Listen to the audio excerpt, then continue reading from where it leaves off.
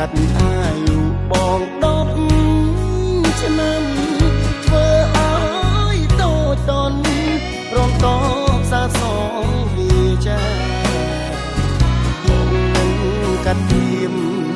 មិនខ្លាចវាសូនសងខារស់លើលោកកា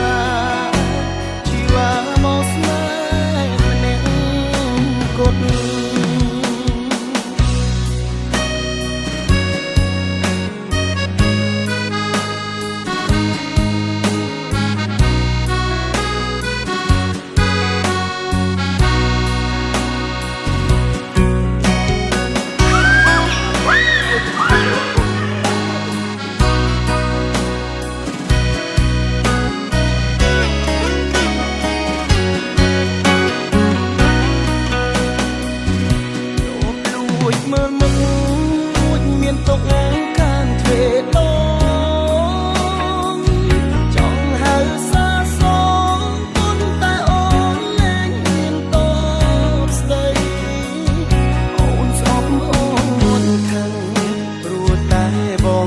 ស្នេ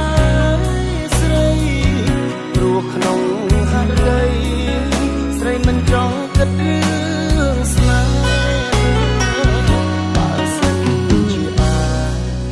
កាត់អាយុបង10ឆ្នាំ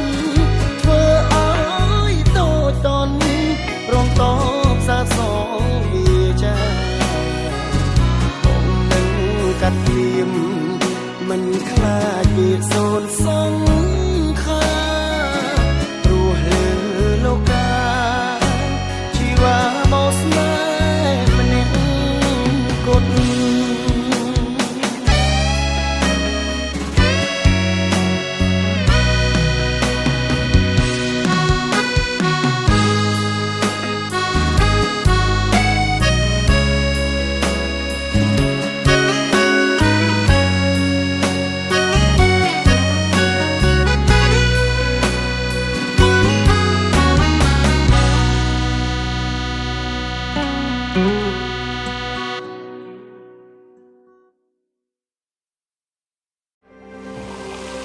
ស្រាបៀរកម្ពុជា